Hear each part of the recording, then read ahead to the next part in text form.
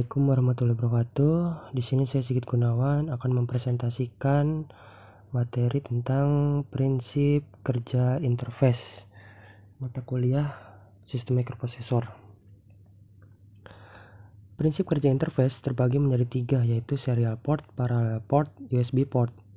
Serial port adalah komunikasi di mana pengiriman data dilakukan per bit sehingga lebih lambat dibandingkan komunikasi paralel seperti pada port printer yang mampu mengirim 8 bit sekaligus dalam sekali detak.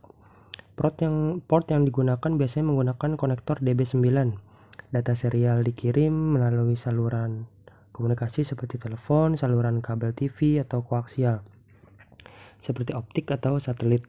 Beberapa contoh komunikasi serial ialah mouse, scanner, sistem akuisisi data yang terhubung ke port COM1 dan COM2. Adapun kelebihan dan kekurangan. Pertama, kelebihannya mengetahui apakah sinyal yang diterima merupakan bit data. Yang kedua, mengetahui apakah sinyal yang diterimanya membentuk sebuah karakter.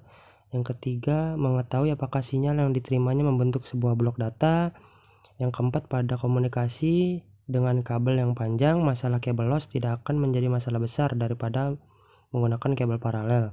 Yang kelima, membutuhkan jumlah kabel yang sedikit. Kekurangannya yaitu port serial jauh lebih lambat daripada port paralel dan port serial terkesan lebih rumit daripada port paralel. Ini adalah kelebihan dan kelemahannya. Terus kemudian ini adalah device pada komputer.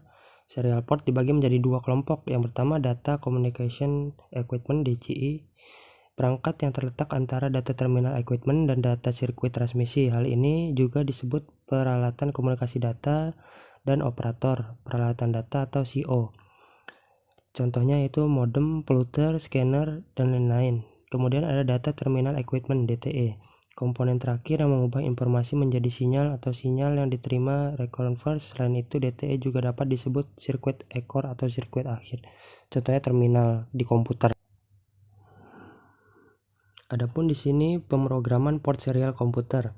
Port serial sering digunakan untuk interfacing komputer dan microcontroller karena kemampuan jarak pengiriman data dibandingkan port paralel. Berikut contoh program assembly untuk komunikasi serial antara 2 PC. Untuk komunikasi ini Anda cukup menghubungkan yang pertama pin TX/D ke pin RxD komputer lain. Yang kedua, pin RxD dihubungkan ke pin TXD komputer lain. Yang ketiga, RTS dan CTS dihubungkan singkat. Yang keempat, DSR dan DTR dihubungkan singkat. GND dihubungkan ke GND komputer. Yang kedua, parallel port. Parallel port dapat mengirimkan 8 bit data sekaligus atau serentak dalam satu waktu, lebih cepat dibandingkan serial port. Standar port paralel yang baru ialah IEEE 128 di mana dikeluarkan tahun 1994. Standar ini mengidentifikasi 5 mode operasi sebagai berikut. Kita lihat di sini adalah mode-modenya.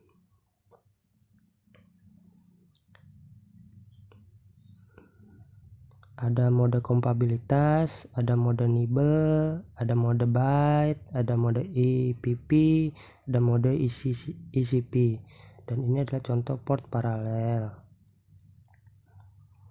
Kemudian protokol EPP mempunyai 4 macam siklus transfer data yang berbeda, yaitu data read, address read, data write, address write. Kelebihan dan kekurangan dari parallel port. Kelebihannya yaitu proses pengiriman data lebih cepat. Yang kedua, sistem ini akan lebih efektif untuk transmisi data yang memiliki jarak tidak terlalu jauh.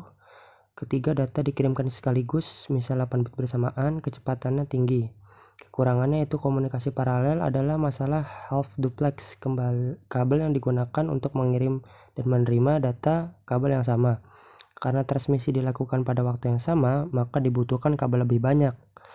Masalah sky effect yang terjadi pada sejumlah pengiriman bit secara serempak dan tiba pada tempat yang dituju dalam waktu yang tidak bersamaan.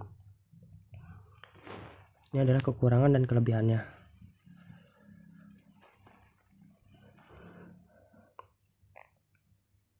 Kemudian USB port.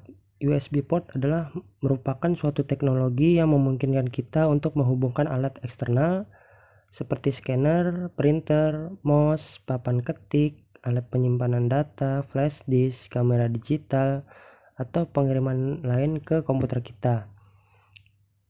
Komputer personal atau saat ini umumnya sudah memiliki port USB, biasanya disediakan minimal 2 port. Kemudian fungsinya sebagai sebuah alat transceiver pengirim sekaligus penerima baik host maupun USB. Nah, itu contohnya. Contoh gambar. Nah, di sini ada cara kerja USB. Sebuah perangkat USB umumnya memiliki 2 ujung dan biasanya disambung oleh sebuah kabel. Di dalam kabel tersebut sebenarnya terdapat 4 buah kabel yang mana berwarna cerah, coklat, kuning, dan biru. Masing-masing kabel tersebut memiliki fungsi yang berbeda.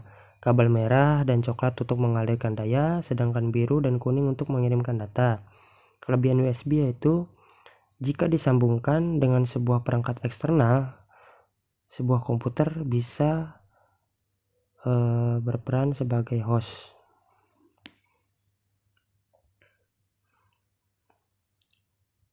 Kemudian teknologi ini memungkinkan lebih dari 127 perangkat eksternal bisa tersambung ke komputer atau PC.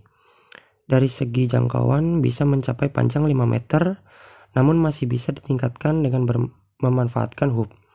USB bersifat plug and play, jadi bisa langsung digunakan tanpa perlu menyeting setiap kali disambungkan. Kekurangannya tidak dapat digunakan dalam kondisi peer-to-peer, hanya efektif untuk jarak yang pendek, dibutuhkan hub untuk jarak yang lebih jauh, tidak dapat digunakan untuk komputer lama atau generasi jadul karena ketersediaan port itu sendiri. Ya, mungkin cukup sekian presentasi dari saya. Apabila ada kekurangan atau kesalahan mohon dimaafkan. Wabillahi taufiq wal hidayah. Wassalamualaikum warahmatullahi wabarakatuh.